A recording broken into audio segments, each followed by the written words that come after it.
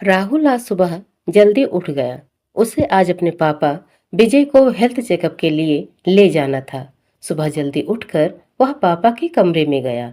उसने देखा वहां पापा नहीं थे। वह किचन में माँ मालती के पास गया। राहुल, माँ पापा कहाँ हैं? हॉस्पिटल जाना था। मालती, बेटा तेरे पापा सैर करने गए हैं। राहुल, लेकिन माँ आपको पता उनका बीपी कितना बढ़ा हुआ है। उन्हें अकेले सैर पर नहीं जाना चाहिए था। आपको उनके साथ जाना चाहिए था या फिर मुझे बोल देते, मैं चल देता। मालती, कोई बात नहीं बेटा, उनके साथ कई लोग जाते हैं सैर करने, आ जाएंगे। अभी तू तैयार हो गया तो नाश्ता कर ले। राहुल नाश्ता करने बैठ गया। कुछ ही समय में विजय सैर करके आ गए।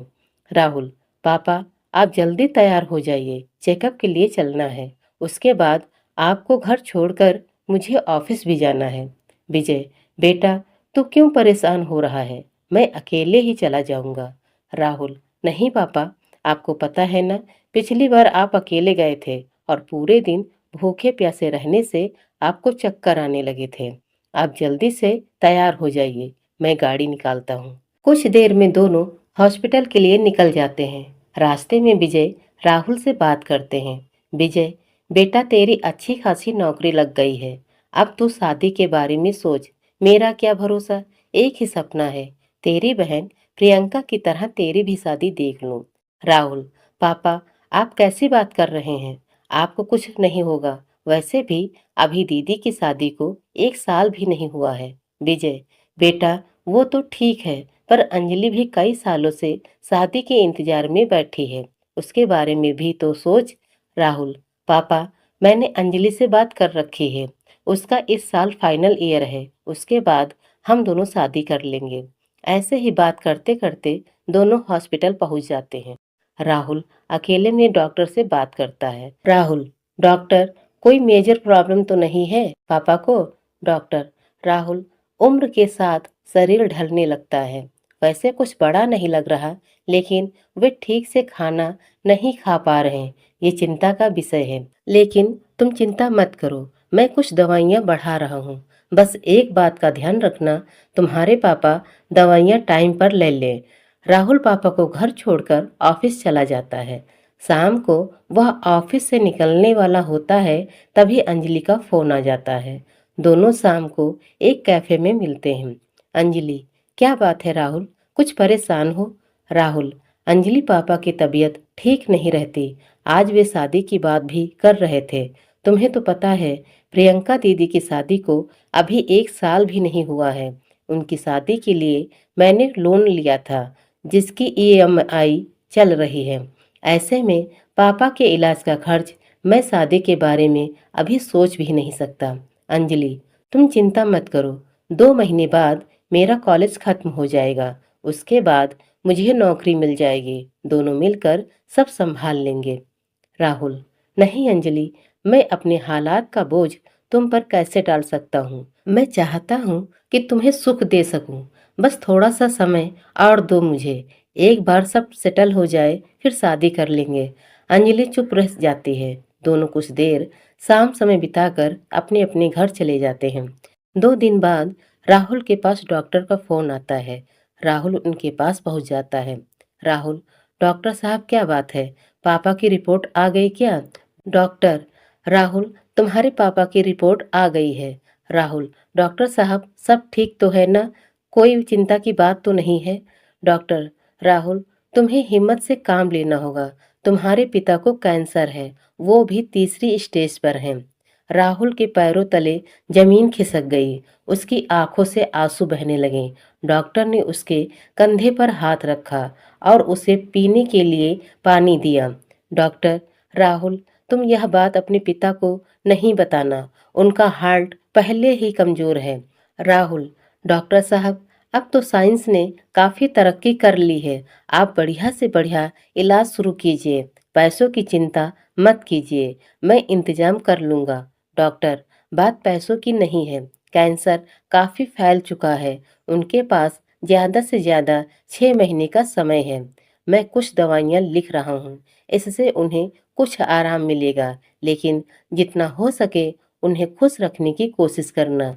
राहुल अंदर से टूट जाता है। वह बाहर निकलकर अंजलि को फोन करता है। दोनों शाम को मिलते हैं। राहुल अंजलि को सारी बात बताता है और रोने लगता है।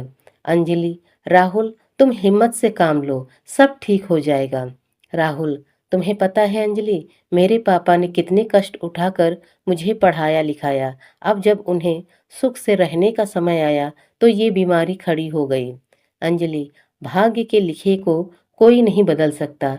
अब तुम केवल उनकी खुशी के बारे में सोचो, उन्हें खुश रखो और खुद भी हिम्मत रखो। इस तरह बातें करके राहुल घर आ गया। घर आते ही विजय ने पूछा, विजय बेटा क्या हुआ, रिपोर्ट लेने गए थे? राहुल, पापा सारी रिपोर्ट नॉर्मल है, कोई चिंता की बात नहीं, बस थोड़ा बीपी बढ़ा हुआ है। डॉक्टर ने कुछ मेडिसिन लिख दी हैं, आप लेते रहिएगा। यह कहकर राहुल चुपचाप अपने कमरे में चला गया। उसके पीछे पीछे मालती भी आ गई। मालती, बेटा क्या बात है, तू कुछ परेशान है? सब ठीक तो है ना? राहुल, हाँ माँ सब ठीक है, आप चिंता मत करो। मालती, चल फ्रेश हो जा, मैं तेरे लिए खाना लगा देती हूँ। राहुल, नहीं माँ, मैं अंजलि से मिलकर आ रहा हूँ, वहीं हमने खाना खा लिया था। आप और पापा खाना खा लो और सो जाओ, मैं भी सोने जा रहा हूँ। उसके जाने के बाद राहुल कमरे में बंद करके बहुत देर तक रोता रहा। अगले दिन वह घर से ऑफिस जाने के लिए निकला, लेकिन आज उसका ऑफिस जाने का बिल्कुल मन नहीं था। इधर एक दिन पहले जब अंजलि घर पहुंची तो उसका मन काफी उखड़ा हुआ था। घर पहुंचते ही उसने देखा कि उसके पिता हिम्मत लाल सोफे पर बैठे थे। अंजलि की मां सुशीला किचन में खाना बना रही थी। हिम्मत लाल ने पूछा, हिम्मत लाल बेटी क्या बात है, बहुत परेशान लग रही हो? उसके पूछने पर अंजलि ने सारी बात बता दी। उसकी बात सुनकर हिम्मत लाल ने कहा, हिम्मत लाल यह तो बहुत बुरा हुआ, बहुत ही सज्जन है राहुल के पिता। कुछ देर चुप बैठने के बाद उन्होंने आगे कहना शुरू किया, हिम्मतलाल बेटी इस समय तुम्हें राहुल का साथ देना चाहिए, वह बहुत तनाव में होगा। तभी सुशीला किचन से बाहर आ गई। सुशीला, आप बाप बेटी भी कमाल करते हो, कभी अपने बारे में भी सोचोगे या हमेशा दूसरों के बारे में ही सोचते रहोगे? उन्होंने आगे कहना शुरू किया, राहुल और तुम पिछले 3 साल से शादी की बात कर रहे हो, हर बार तुम ही उसके लिए कुर्बानी देती रहो।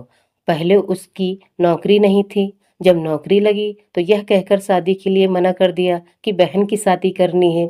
उसके बाद भी हम इंतजार करते रहे, कल तक कह रहा था कि बहन की शादी को 1 साल पूरा होते ही हम शादी कर लेंगे, लेकिन अब तो हद हो गई।